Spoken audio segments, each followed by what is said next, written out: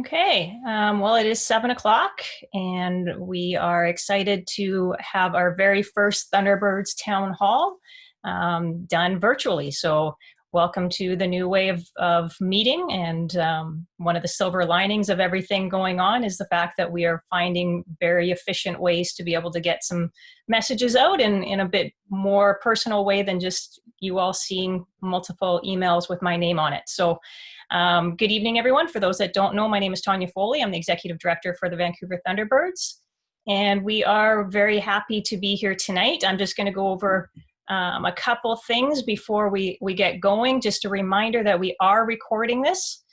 So if you do have to leave at any point, or you have people that you know that aren't able to join tonight, we will be posting it on our website. And also just a reminder that we will not be having a question and answer period during the call tonight. We did ask for questions in advance, and we will address those as best as we can. But if you have any questions that come out of anything that we talk about tonight, then by all means, drop me a note. We will be having a number of different communications going out over the next little while, so we'll make sure that we find the best way to answer those questions. So to get us going tonight, I'd just like to introduce our president, Chantel Cotton, who is going to get us going.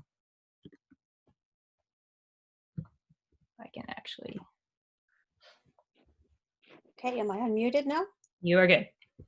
Excellent. Welcome, everybody. Thank you for taking the time to attend our town hall tonight. Before I go any further, I want to recognize that we stand on the unceded territories of the Coast Salish peoples, the Musqueam, Squamish, and Tsleil-Waututh nations. We were unable to meet in person in the spring, as we usually do, to thank our team officials for sharing their time and talents this past season.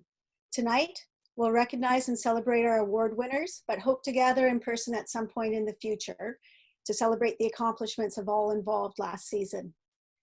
We are very fortunate at TBirds to have many great people, coaches, managers, team officials within our hockey community.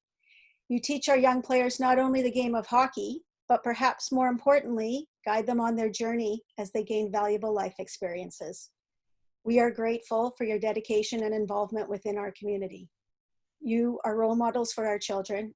Thank you. And I'm going to pass it over to Jody to start off recognizing some of our award winners. Hi, welcome everybody. For those who don't know me, my name is Jody, and I'm the Associate Director of both Below Adam and Recreation. I'm really pleased and honored to be able to hand out some of these awards. So the first award that we're going to hand out is the Brad Addison Award. It was established several years ago to commemorate the memory of Brad Addison. The Brad Addison Coach of the Year Award is awarded to an initiation or novice coach who best exemplifies the qualities that made Brad a great coach. Teaching the skills of the game, love of hockey, demonstrating patience with players, and of course, having fun. This year we have 2 winners. Each of these winners exemplifies the characteristics that make up an exceptional novice coach. By being role models that the kids look up to, these coaches have instilled a great locker room atmosphere, which is led by their contagiously positive attitudes. They've been encouraging and helped each of their players grow as individuals. This year's recipients of the Brad Addison Awards are Neil Smith and Paul Casey. Congratulations. The second award that we're going to go to now is the Adam and Pee Wee Coach of the Year Award. This year's winner of the Adam Pee Wee Coach of the Year Award showed tremendous time commitment to his team. His practice focused on skill development, and he always welcomed player feedback. He worked with his players individually, whom he rewarded for good practice and game habits. This year's recipient of the Adam and Pee Wee Coach of the Year Award is Dennis Dong. Congratulations, Dennis. The third award that we're going to do tonight is the Bantam Midget Coach of the Year Award. This year's Bantam Midget Coach of the Year Award goes to a coach who made his job about more than hockey.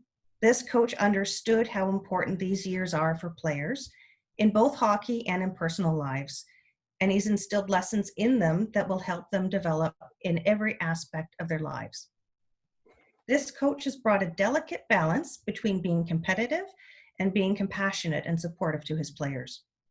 The winner of the Bantam Midget Coach of the Year Award goes to Steve Maisey.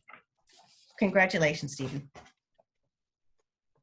And the final one that I'm actually going to present this evening is the Manager of the Year Award.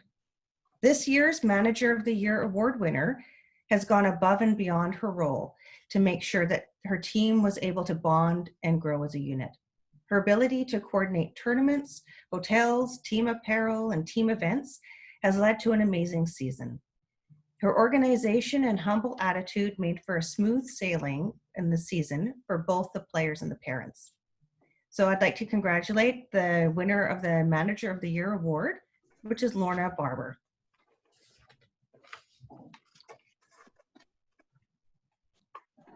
So now we're going to go to Michael Goring, who's going to present the next awards.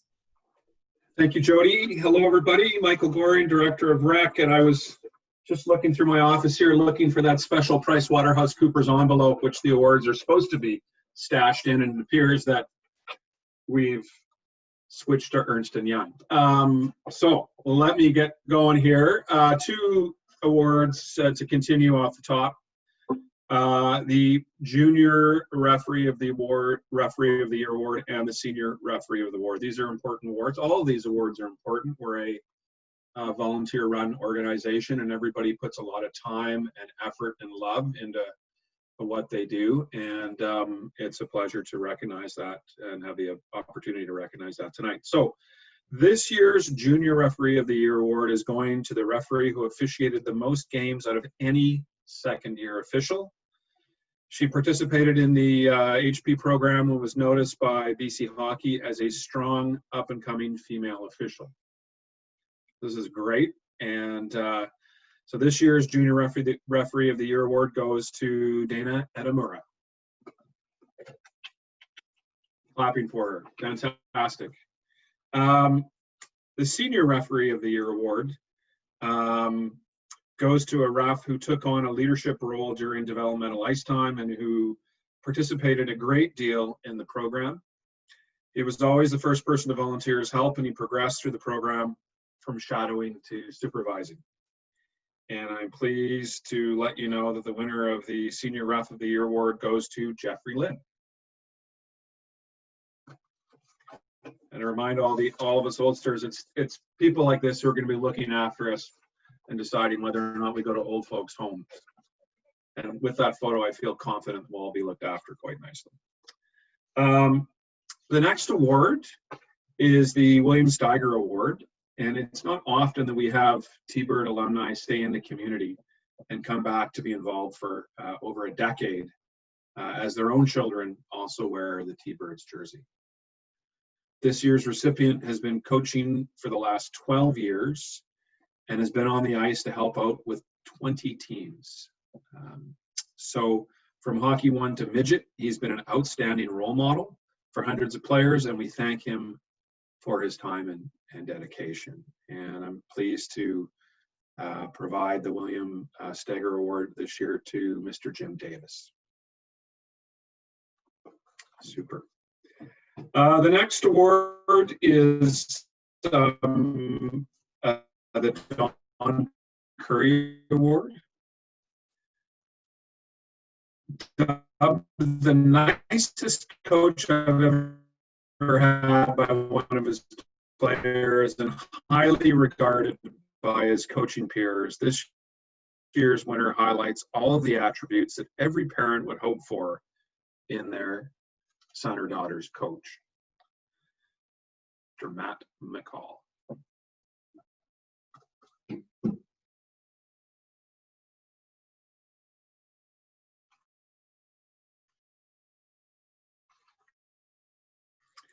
Now, we're going to move to the Years of Service Awards.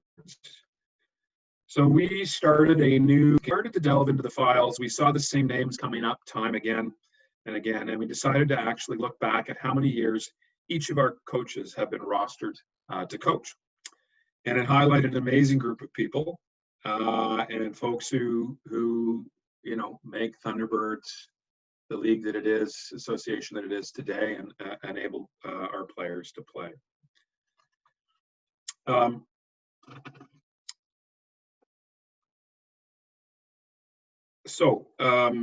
Starting this season, the Years in Service Award was created to recognize coaches and team managers who reach the 5-year platform. As it is the first year we are recognizing these people, we have a lot of names, and you can see in our 5-year and 10-year categories. We thank each and every one of them for their commitment to the T-Birds and the players. And it's important to note that we know that there are many others that were not on team rosters last year who would have achieved this level of service to the T-Birds. And we need your help in identifying them so we can recognize them next year.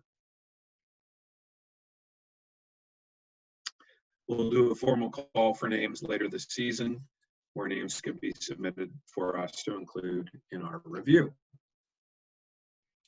As in every group, there are always high achievers, and this is no different in this grouping. We want to recognize there's 2 slides, and then on to 10, or maybe not on to 10.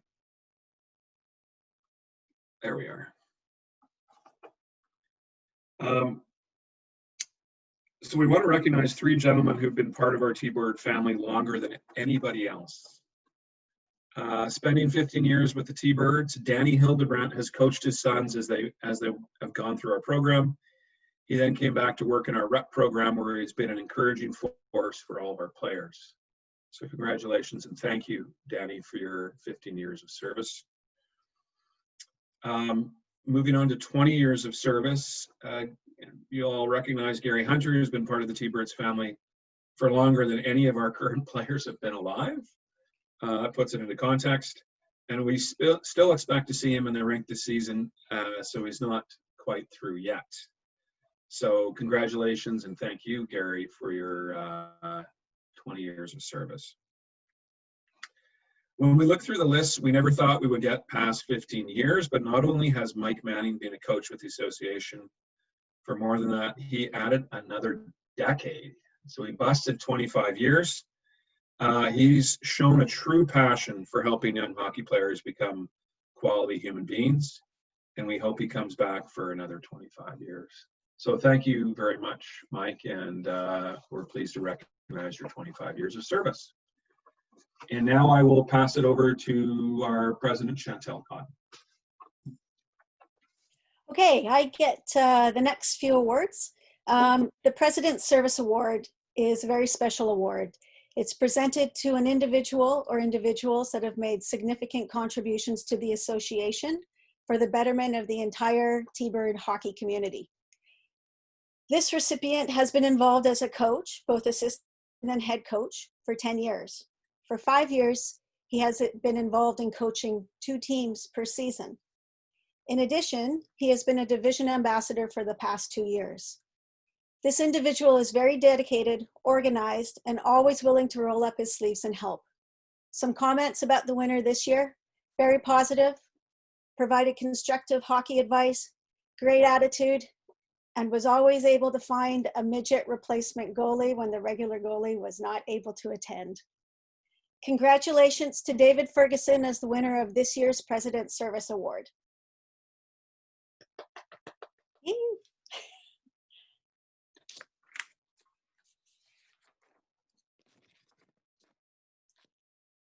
The Eliopolis Outstanding Contribution Award is a relatively new award. We have exceptional people within our association who consistently, year after year, go above and beyond with the positive contributions they make to T-Birds. You know they can be counted on to help out on anything and everything. It's important to recognize and celebrate these special people who dedicate their personal time to making the Thunderbirds a great place for our young people. The Eliopolis Outstanding Contribution Award recognizes a person or persons for providing committed and dedicated service to the Thunderbirds. Some comments about the winner this year: very caring about players, showed great leadership, and made sure the kids all had a great time and experience. Head coach, assistant coach, HCSP, involved in coaching 3 teams per season for almost a decade. 25 years of service to the Vancouver Thunderbirds and counting. It is my great pleasure to present the Eliopolis Outstanding Contribution Award to Mike Manning.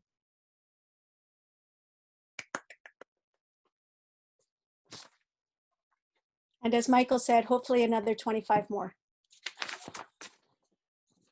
Okay, Dale Cheney Scholarship Awards. We love to recognize our grade 12 students and the journey they've had through Thunderbirds as they embark on their adult life.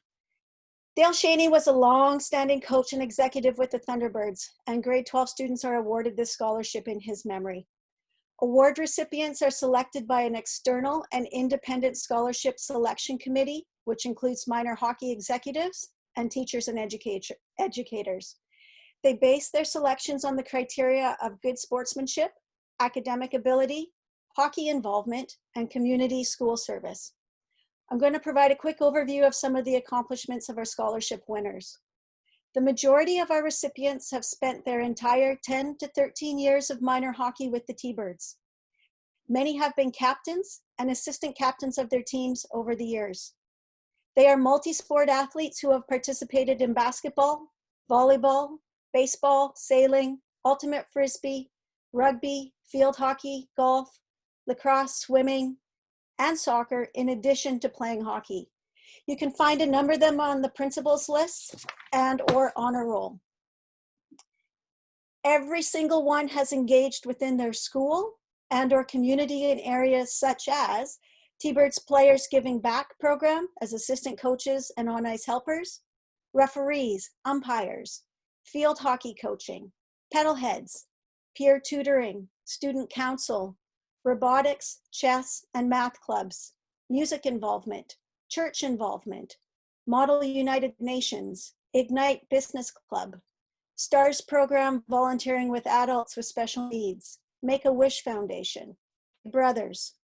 These individuals have been described as team players, leaders, respectful, diligent, dedicated, inclusive, highly motivated people. Congratulations to John, Jeffrey, Max, Yanni, Alex, Nolan, Jonah, Ryan, Nicholas, Jackson, and Connor. And best of luck in your adventures next year. Okay, I'm going to now pass it over to our executive director, Tanya Foley, and she is going to provide some updates on. All right. Thanks, Chantel. Hopefully my Wi-Fi decided right at that moment to go unstable, so hopefully this is going to work. First of all, congratulations to all of the award winners. The amount of commitment that is shown in that group is just outstanding, and it's really appreciated by not only myself and the other staff members, but also every single player. So thank you for that. We're going to shift a little bit from the celebration to just a little bit of information now. And the slide here kind of says it all. It has definitely been an off season like none before, and we certainly hope like none that will ever come again. But like everybody, it's been an interesting last 4 months. And so a lot has happened. We've been able to share some things, but we wanted to take a few minutes tonight to just kind of walk through a few things and make sure everybody has an understanding of where we've been and also a glimpse into where we're going. So the first things that we want to just kind of touch base on, if you completely ignore everything else I say from this point on, this is kind of what I want everyone to kind of walk away with tonight. And so the first one is that we are ready, that we have been planning. We do have programs in place no matter what we're permitted to do. We are having to wait for others to make decisions before we can finalize, which is why we can't tell you exactly what's happening. It's not all up to us, but as soon as we do know, we are going to let you know. So there's no secrets. We're here to basically pass on everything we can, and we will do that as soon as we possibly can in these times. So to start with, I'm just going to take a quick peek back over the last 4 months and just give you an idea of how we've got to where we are. So the first, obviously March, everything stopped. Hockey Canada stopped everything. BC Hockey started to start having some operations calls within the province. And then they actually had a fairly significant staff changeover. And so they had to deal with some internal things initially. And so Pacific Coast, we have 37 minor hockey associations that are part of the Lower Mainland area. And so we started weekly calls, and we just had our 13th week of weekly calls, and we average about 20 to 22 different MHAs on every call. And it's been a great time of support, of encouragement, of sharing of what everybody's doing so that nobody's really on their own. And what that's going to allow us to do is, as we move through and start getting some finalized plans, we're actually going to be able to all be on the same page already. So that's again, a really good thing that's happened and has set us up very well. In May, Hockey Canada actually started to figure out what their steps were going to be, and they actually came on a call with all of the BC Hockey minor hockey associations. So that was a really good kicking off point where we could understand what our national sport organization was looking to do and how they were going to help us figure out the path forward. And as everybody knows, the BC Restart Plan came through as well. And so I think everybody is familiar with that. We're certainly not going to go into any detail on that. We are going to start looking a little bit more in detail starting in June. So we are going to talk a little bit about viaSport and the Hockey Canada guidelines, but the BC Hockey template, I'm not going to speak too much on. It's simply BC Hockey's way of helping minor hockey associations plan, and so that we are all being consistent with what we are getting information from the facilities on, so that you as members are not going to see 17 different types of documents. It's going to look the same. You're going to know exactly where to look as you start going towards the season. So we're going to start looking a little bit at viaSport. So viaSport is the organization that the government has asked to oversee sport return to play. So their first task was to come up with guidelines. We're not going to spend a lot of time on these, but I want to make sure you understand, because everything we do has to fit within the viaSport guidelines. So the first phase, which was done on May 19th, that's when we couldn't do anything really from a hockey side of things.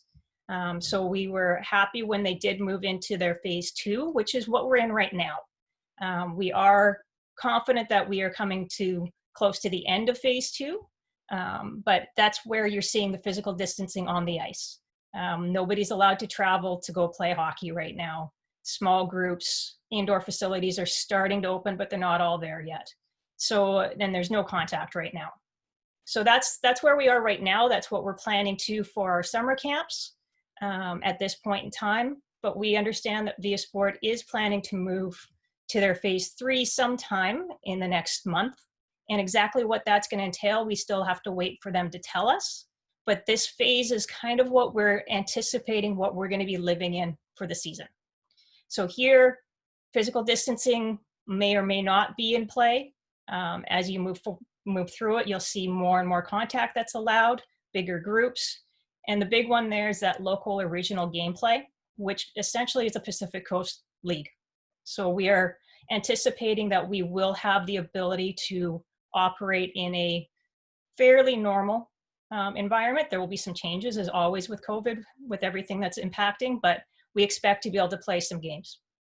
And then the ultimate phase 4, which is what we all hope to get to sooner than later, which is what they're calling the new normal. So that's a very brief overview. You can actually see a lot more details in their very long document if you want, but this is what we have to adhere to as a minor hockey association.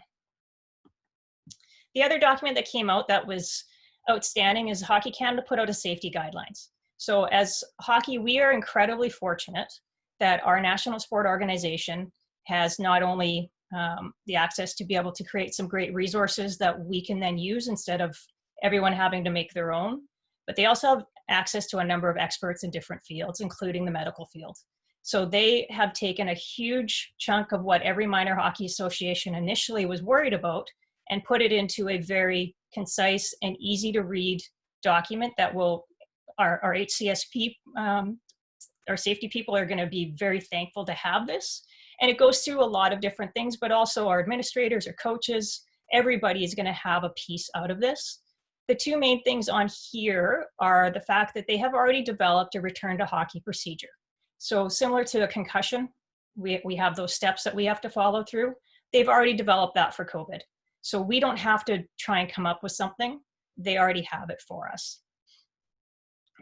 The other thing in the guideline that they really made clear, and hockey is very fortunate in that we were one of, if not the only sport that didn't have an insurance company that was putting in what's called a COVID-19 exclusion. So from anybody that was involved with Hockey Canada, we already knew we were going to be covered insurance-wise, but most other sports didn't. And so that was a really big stumbling block for a lot of our friends in other sports. But we are, from Hockey Canada's side of things, we are covered. But that doesn't necessarily mean all of hockey is covered. So just one thing I just want to make sure everybody understands is that if you are taking part in other programs in any sport, just make sure that you do read any waiver that comes through, because there are differences this year. And I know myself as a parent, I just signed my name to an awful lot of things without reading it, but this is definitely a time to make sure you fully understand what is in those documents. If there is a claim that's submitted, insurance companies will investigate. And one of the things they will ask is if the organization was following the guidelines that they were supposed to, which again, goes back to the viaSport guidelines. So we will be responsible for making sure that our plans fit the viaSport guidelines, and that BC Hockey template is going to help us be able to do that as well. Okay. So that was June. July, we had a couple things come out very recently. First one is right at the beginning of the month, our friends at Pacific Coast put out a statement, and I've highlighted a couple key areas here. The first one is that they are planning for a season to start in September. They know that there's going to be potential changes to it as far as exactly what can happen on the ice, but they fully expect that our programs will start in September. And the other thing that I wanted to draw attention to is there has been a few little rumors going around especially the U11 not having a rep program, or that it would be balanced. That was actually already decided within Pacific Coast back in January, but they wanted to reiterate that there will certainly be a recreational and a tiered rep program this year. So just to make sure that if anybody had heard any of that, that you're hearing it straight from Pacific Coast, that this is what's happening. The other thing that came out just last Friday, Hockey Canada, one of their big work groups, was looking at the seasonal structure. And so I'm not going to go into a lot of detail. This was step one of a process, but it's important for you to have an understanding of where we're getting our information from. And so Hockey Canada is the first step, and it seems that 4 seems to be a magic number for phases or stages, because that seems to be what everybody has. So Hockey Canada had initially started saying they were going to have 6. I was kind of excited. It was a little different, but they landed on 4. So here we are. So really the differences, phase 1 is kind of where we are right now. What's allowed, you're allowed to do practices, you're allowed to do skill development, there's no contact. Phase 2 here, it's the introduction of some contact into still a skill development type of an environment. There's still no games, but you can create teams or cohorts. So you can actually start the process of getting towards the season in this one. There's still no travel, it's still community kind of within your own association. Stage 3 is the return to play. So this is where they bring games back in and you're allowed to travel within your community. So Pacific Coast kind of a concept. And then phase 4 is back to being able to not have to worry about any kind of, is this allowed or is it not? It's just the game of hockey again as we know it. So that's a really quick overview of that. It's a multiple page document that goes into much more detail than this, but it's more for BC Hockey and Pacific Coast to use this to figure out what they're going to plan for the season, which will then get passed on to our minor hockey associations to go with. So the couple other things that are in these guidelines that are really good resources, they've helped out coaches right off the bat. You don't have to come up with what exactly is a physical distance drill. They have a whole group of them for you to pull from. And they also provide some examples around the gameplay modifications and considerations that we all can look at, whether it's 3-on-3, 4-on-4, 5-on-5. It'll depend on your region, depend on what your health authority will allow you to do. So they've given all of those options so that we can have a bit of an example. They also talk about whether or not you do continuous play. So there's no face-offs to actually have the physical distancing element a little bit more in the game. But it's all examples that we can pull from if we need. So if anyone, especially our coaches, this is a great one to kind of take a look through, because it does give a little bit more information around how we can adapt. In there as well, they do highlight the brand new official U11 Pathway that is mandated for this season. And what you're seeing on the screen right now is exactly what they had put out back November 2018 as they started preparing everybody for us to be going to this new pathway. So there's nothing really that was surprising. They did a great job in letting us know ahead of time. And so there's some minor modifications that we're going to have to make within Pacific Coast, but for the most part, it already fits with a lot of what we do. Just to give a really high level understanding, and we're going to have another Zoom meeting at some point in time for our U11 group, and we can go into a little bit more detail once Pacific Coast has figured out their schedule, and we can show how it fits within this a little bit more. But just so everybody gets a bit of an understanding of how the game is starting to look. They worked on the younger kids over the last few years, and now it's moving up to U11, and they actually do have some recommendations for the U13 to U18 groups as well, that, you know, it's actually a really good resource for coaches to take a look at. But for the U11 Recreational division, essentially what you're looking at is 3 different phases of the season, where you start with your balancing kind of timeline, some skill development right at the beginning, with a little bit more focus on more practices right off the start to get everybody back on the ice.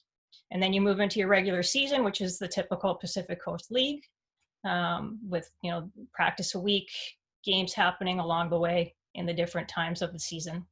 And then the biggest change that we're going to see on the U11 is that Pacific Coast traditionally has operated an elimination series playoff structure. It all has to be a tournament type of playoff for U11 moving forward. So that's the one thing that you will see a little bit different, but it's not changing how many games they play and things like that in there. The only difference really between recreational and the competitive, what we call rep, is in the regular season, they allow for more practice times and more games. So it's kind of the traditional, the rep side does play a little bit more, and they have more practices. So it fits right in line with everything. Couple other things that they have in the document. They talk about having fair and equal ice time for this age group, which Pacific Coast has had in their rules for a number of years. So no change on that one. Focus on skill development, which again is fairly standard. They are adding in that the coaches do need to have the checking skills component. Most of our coaches get that anyway now when they take a Coach 2 clinic, because it's just kind of part of it. But some parts of the country, that's not always the case, and you can actually still find the odd Coach 2 without that. So they wanted to highlight that.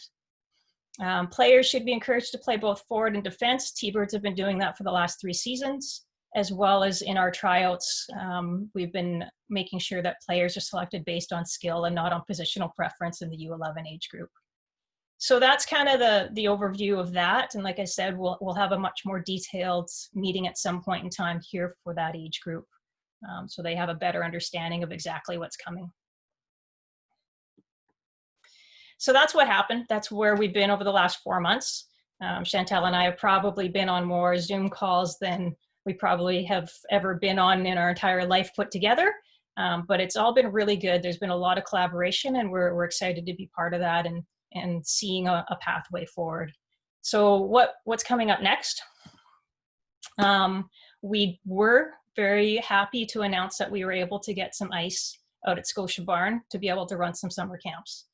Now, we do have a couple restrictions from the venue around ages, first of all. So for anybody in the U6 to U9 age group, we are hopeful to be able to get some other ice to be able to include you in it as well, but that was a venue restriction. As well, right now, they have a maximum of 12 participants and 2 coaches, which they do anticipate may increase at some point in the next little bit here. So we may be able to have even more people involved in the camps. Now, the one thing is that we weren't able to get perfect ice times. We couldn't take over an ice sheet like we normally do every summer, but we did our best to match the time. So in those emails that have been going out, it clearly says to make sure you take a look at the times, and I just want to make sure that everybody is aware of that. The one difference is normally our summer camp program is a bit of a fundraiser for the association. But because of the price difference in ice between the city and a private facility, that essentially took over any profit that we normally do make. So we are offering these camps basically on a break even. We're not charging anything extra. It's just to make sure that we offer the camps so that kids can get on the ice, is what we decided was a better thing to do than not to offer it at all. So we're excited to have them going out there, and everyone that had previously registered, you should have already got an email from Amy and Brendan just around what your status is. We were able to basically do a direct transfer for some camps. For other camps, if we weren't able to get you a spot, then we will certainly be refunding the deposit that you put in there over the next little bit here. And as I said, we are still hoping to get some more ice so we can actually offer a little bit more. Season programming. There was a lot of questions that came in around specifics, which at this point in time, we just don't have the answers for. We're still waiting for others. So I did want to share with you a little bit around once again, the 4 pathways. Again, 4 is a great number. So what we're looking at, we've got plans ready to go for these different scenarios. We're just waiting to find out which one we're actually going to be going with. But right now, with the Pacific Coast statement that came out, and with everything else that we've been talking with other groups about, our current planning focus is this pathway number 1, which is really following a fairly typical pattern of what we're used to. So we'll have tryouts end of August, beginning of September. We'll have balancing starting in September. We'll do some internal things, and then we'll start to see some Pacific Coast League play happening in October, early November. So right now we have to plan to that in order to be ready for it. So I know we've had a couple questions around why we had to open registration, why we're doing things with deadlines. At the end of the day, if we don't continue down our normal pathway for planning, we won't be ready for it. So this is the most complicated of the planning pathways. So we're going to make sure we're ready for it. And so if that happens, that's awesome. If we have to have a slight deviation, that's where pathway 2 comes into play, where the first part of the season might see a little bit more focus on skill groups, and in those we'll tier them by skill so that players of like skill will be on the ice together. And it'll take up about, the first 6 to 8 weeks before we can jump into a tryouts and balancing kind of a process and start a season at that point. If we go to pathway 3, this is where if we might not be able to get into games until after Christmas, we're still going to run programs before it, and then we'll jump into a league play if Pacific Coast is able to do that at that point in time. Pathway 4, again, if for some reason we're not allowed to actually do any kind of a league play, we will still make sure we offer a skill group program, and we'll separate it out into different sections so that people can sign up when they want to, and if they want to take a break, they can. That's not going to be an issue there. And in pathway 3 and 4, if we have to stay internal for that 2/3 of a season or the whole season, but we're allowed to play amongst ourselves, then we will introduce a 3-on-3 or even run a full root beer league if we can. So we've got plans for all of that in place right now. So what's going to determine which one we actually pick?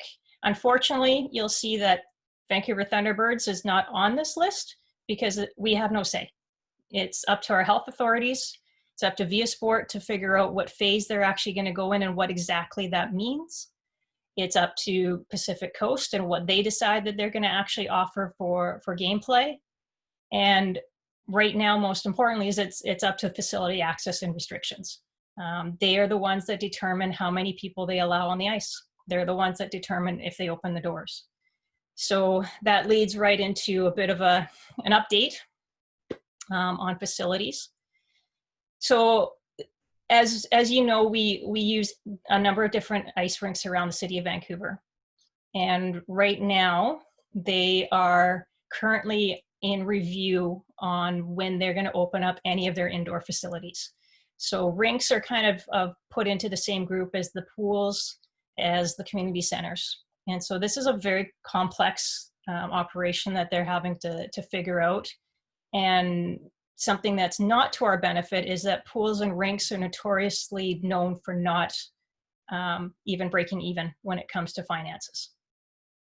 So they are having to try and get through all of that and figure out the best way forward for their overall operations. Now, they do have a business planning oversight committee who has been responsible for approving absolutely every single facility that's opened in the Vancouver Parks Board world. And they are currently looking at all the indoor facilities. Now, we have joined with figure skating clubs, with our other minor hockey associations, with the high school hockey, with Ringette. We've all put in a joint letter to the commissioners asking for, basically just asking them for their consideration that, you know, we're ready, we're happy to work with them, we're ready to partner with them to make it all happen. But what we're looking at right now is that if there are anybody within the group that wishes to put together a respectful letter, we are more than happy to encourage you to do so. The email that's on the screen is one that goes to all of the park board commissioners. So note that it's not going to some staff member who will vet it. It goes directly to them. So again, respectful, please, because we do actually need to work with them and we do want to be good partners.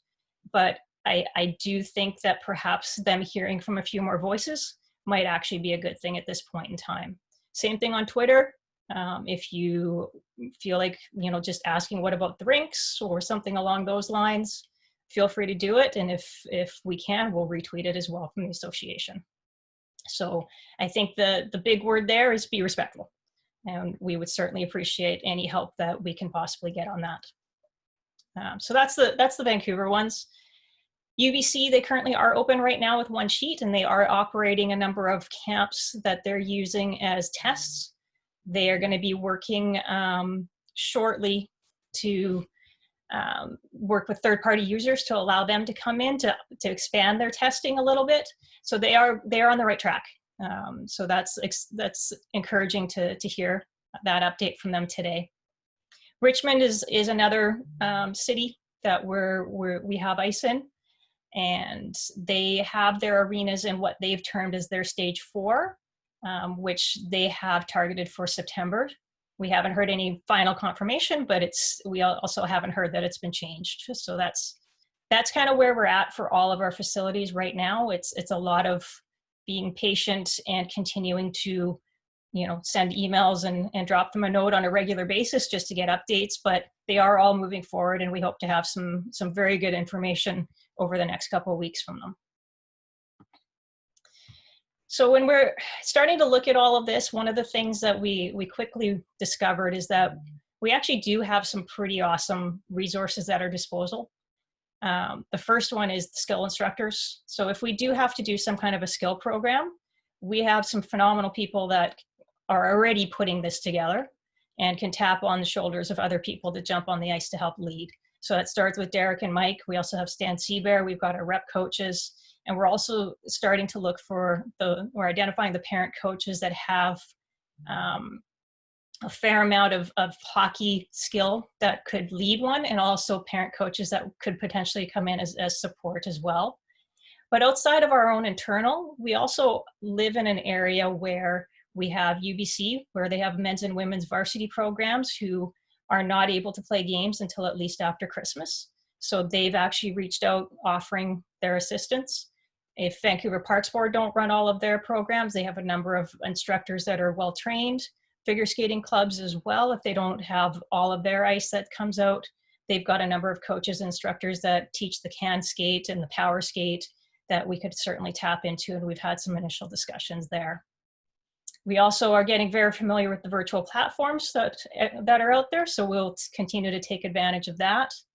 And then we've also been talking with the Oval HP program. That's the high performance program based out of Richmond Olympic Oval. They have been one of the leaders over the last few months around virtual options for dry land, for training, for seminars. And these guys, they train grassroots athletes all the way up to Olympians and Paralympians. So it's a really solid program that they have in there, and they've reached out offering to potentially help us if we need to have some additional resources there. One of the things that we wanted to take advantage of having this town hall when it is, as a board and staff, we've been looking at the COVID refund policy. So part of the Hockey Canada's seasonal structure, they came out with some suggestions on refunds. We've been looking at it now for a number of weeks and trying to sort through exactly what the options are. And so what we're wanting to do tonight is just be able to share a little bit around the direction that we're going. We're still not quite there yet, so it's a great time to reach out and ask for a little bit of input from our membership to see if it's something that, if we've missed something, if there's any questions that we can help clarify and kind of step forward from there. So everyone's already committed a fair amount to TBirds in form of their registration, and so we want to be able to alleviate any concerns and just make sure that you understand exactly what might happen down the road here. So the first one, and we did talk about right from the very beginning, that all fees are 100% refundable. That includes the base registration fee, that's the tryout fee, that's the volunteer fee, in a number of circumstances. So we're going to try and clarify that in our policy. So the first one is if the season is canceled. That's a fairly easy one to know if it happens, and we hope that we don't ever have to read that line again. But we've also been able to clarify, one of the things we said was if the season was significantly altered. So we're looking to make that a little bit easier to understand. And so we've gone through our pathways that we've laid out. And so if pathway 1 or 2, which means that we have games happening sometime by November, then what we're going to do is, once we announce what it is, we're still going to give everybody who has registered 7 days to be able to decide if they want to play or if they want to withdraw. So if you're not comfortable for any reason, you simply have to email and we will give you 100% refund at that point in time. And the one thing that normally happens when you withdraw is you actually lose your status as being a Thunderbird returning player for registration for the following year. We'll waive that. We'll make sure that you are still classified as a returning player and get that earlier registration date for the 2021-22 season. Now, if pathway 3 or 4 is announced, then we refund everybody immediately, and whatever the new program will become a brand new registration process. So nobody is going to be required to maintain their registration under any circumstance, but we will make the decision for you. If pathway 3 or 4 is announced, we'll just wipe it clean and start fresh. Now, we are considering that the season would be deemed a full season, and the registration fees, as you've paid with the base registration fees, would stay as is if Pacific Coast games are permitted to begin by mid-November, and we have a skill development program that starts in September. So pathways 1 or 2 would fit into this. Now, if we start the season with pathway 1 or 2, and then we have to change it, there's a change of some way to get them over to pathway 3 or 4, we will do a prorated refund based on the skill development program that you have participated in, but then everything else will be refunded. And assuming that we are able to offer something new, a brand new registration process will start for anybody that wants to participate in that. So again, if we change significantly from what you've thought that you're signing up for, we'll stop it at that point and start fresh. If a stoppage occurs at any point after the season commences, then we will again do the prorated refund. Now, one of the things that we'll have to watch for a little bit on the prorated refunds is that there are some fees that are out of our control. So part of your fee is paying for Hockey Canada insurance. It's player fees that BC Hockey and Pacific Coast charge. So if they don't refund us, then we're not going to be able to pass that on.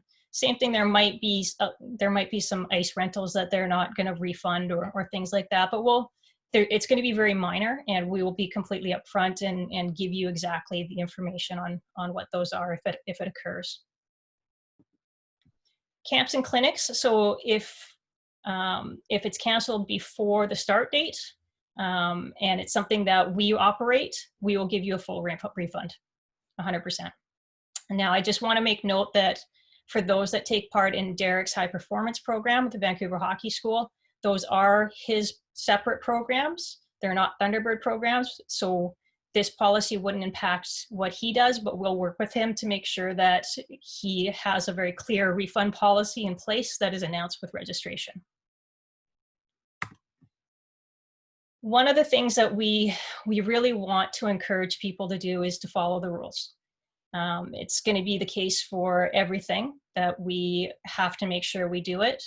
And one of the areas that we know is going to be really difficult is if somebody has to self-isolate or quarantine based off of a health authority restriction. And what we're seeing is most of them are 14 days. And so if you are asked to have to stay home for 14 days, we want to encourage you to do that. And we also want to find a way to reimburse you a little bit. Most of the registration fees that you do pay are not easy to separate out. It's all over the season that it accounts for. But the one thing that we were able to kind of pinpoint potentially is the actual ice times. And so because how we do our budgeting, we know exactly how many ice times each age group has, how many average kids are usually on the ice, and how many times a week that age group is on the ice. And so we've come up with these, and this is a 7-day period. So if you're having to stay home for 14 days, double this. If for some reason you have to be out for a month, then we deal with it at that point in time. This also carries over to the missed camp or clinics. If we run them, then we're going to give you a full prorated on any session that you miss. And again, Vancouver Hockey School will work with them to develop their own through this. And one of the things that I really want to make clear, and it's the case for any one of our policies, it's impossible to include everything in a policy. You know, either don't think about it initially, or your policies are going to be 100 pages long. So one thing I really want to make clear is that if there is any kind of an exceptional circumstance that isn't directly covered by our policy, anybody is able to submit something to the board for consideration. And I'm fairly confident that I can say that in everything that I've seen, our board exists in the world of common sense.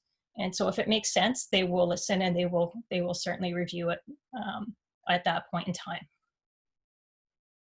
Okay, so that's kind of the direction we're looking at. So if you have any questions or comments or suggestions, if you can send them to me by next Wednesday, we're going to be working with the board over the next few days to try and get this solidified. So we'd really like to hear from you and see if there's anything that perhaps we missed, or if there's something that's really not clear that we can make sure that we clarify as we move forward.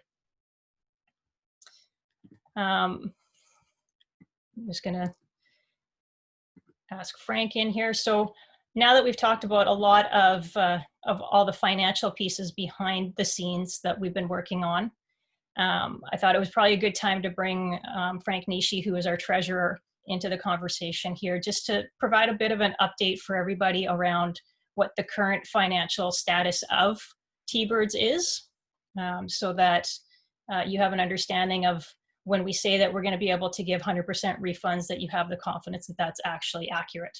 So Frank is on, so I will turn it over to him. Good, thank you, Tanya. Hope everybody's enjoying the sunshine out there. Looks like a few of you are having your meeting outside. First of all, I'd like to say that just like every other organization, we have to remain fluid in order to adapt to the guidance provided to us by the health authorities and as well as governing hockey bodies. So in order to operate through these uncertain times, we had to ensure sufficient cash flow for the near term. We're in good shape as we had surplus cash and GICs on hand at the end of the year, March 31st. The surplus in place enables us to run through the off season without requiring additional cash. So this also includes not having to rely on the deposits received on our season and summer camp registrations. In addition, we applied for and received eligible federal subsidies for the COVID pandemic. The Canada Emergency Business Account is a $40,000 interest-free loan with $10,000 forgivable portion if repaid by December 31st, 2022. So what that means is we received the $40,000 loan from the government, interest-free, and if we repay the $30,000 back by December 31st, 2022, we have a $10,000 forgivable portion that we get to keep. The Canada Emergency Wage Subsidy subsidizes the cost of our employees up to 75% of their wage. So earlier on, there was a deadline of June 30th to apply those subsidies. But I understand that the federal government has extended this subsidy through December 2020. So we're receiving a good 9 months of subsidy for the wages. Okay, we'll move on to the next page.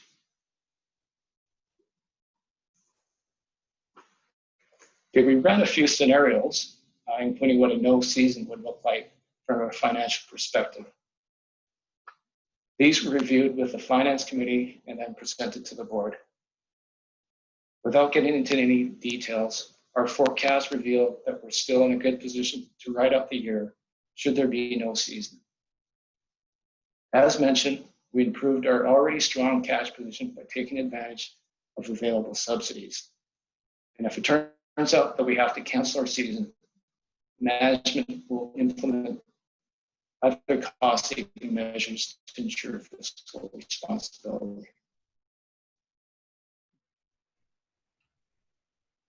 With that season. So in other words, we're not relying on registration monies received to continue running the association until the end of the year.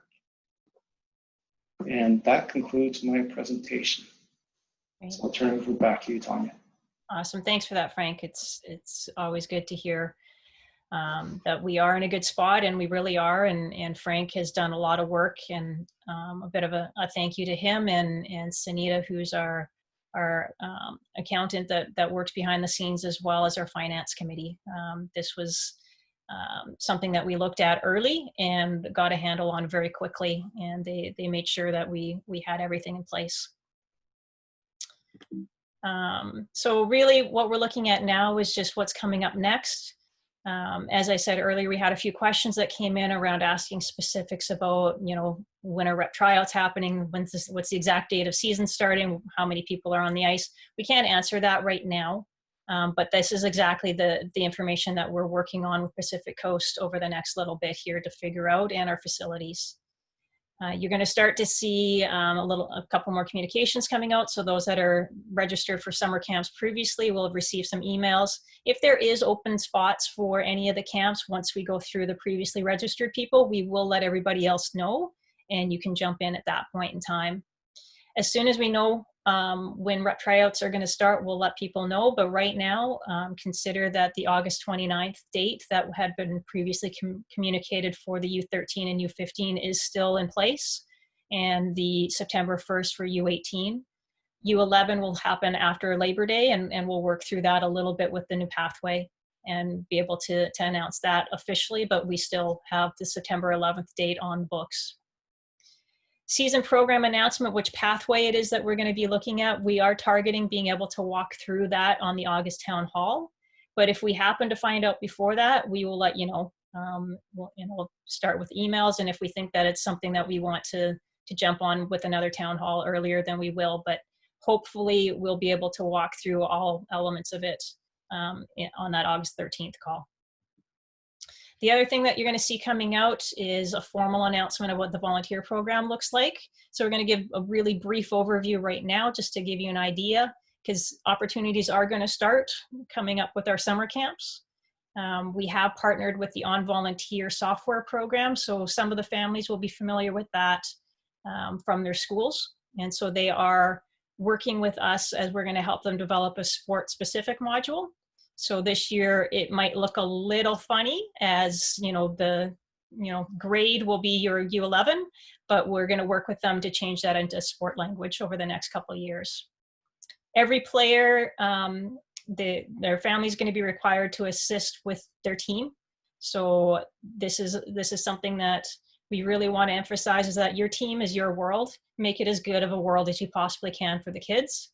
And then on top of that, with every player, it's going to be 3 hours of additional volunteer service for a vast variety of things that happen around the association, to a maximum of 6 hours per family. So if you have 3 kids, it's only 6 hours. We're going to process fee refunds. That's $75 that everybody paid at registration. We're going to do it at least twice a year, once before Christmas, once at the end of the season. And there are going to be some team roles, like a head coach or a team manager who put in an extraordinary amount of hours. We will exempt them from that 3 hours per player to help otherwise. Now, they're more than welcome to help if they want, but they're not going to be required to for the program. And we did have a couple questions from people asking about how is it even possible to have enough volunteer hours. Well, we did take a look at this early on before we even announced. And a typical year, we have about 1,500 hours that we have people come to help us out with, between camps and tryouts and balancing before the end of October. So it's really not an issue of not having enough. In reality, we're going to need people to actually do more than the 3 hours. But we do recognize that the season is anything but typical. So if for some reason we are not able to offer enough volunteer hours, then we will certainly adapt the program to make sure that everybody is able to qualify. We will offer an opt-out option, but that is only going to be on those 3 hours. So if you say, I don't want to do any of that, that's fine. You can opt out of getting a refund, but we do still ask that you help your team, because again, it is your team. So we hope that everybody can help make those experiences for the kids the best possible. So going back to where I started from, so again, these are the big things, is that we really are ready. We just need to know exactly what pathway to grab off the shelf, and we're good to go. But we do have to wait for others to make some decisions before we can actually make that decision. And as soon as we know, we are going to let you know. So those are the big things for today. And we hope that we will be able to have a lot more information over the next 3-4 weeks as we are getting a little closer to the season. So that's where we're going to end tonight. Just want to thank you all for being part of it. Again, congratulations to our award winners. The recording of this will be posted on our website likely tomorrow. And if you need to go back and take a look at anything, especially that COVID-19 refund, again, please drop me a note and let me know if you have any additions for that. So have a wonderful evening, everybody, and we will hopefully see you at a rink very soon.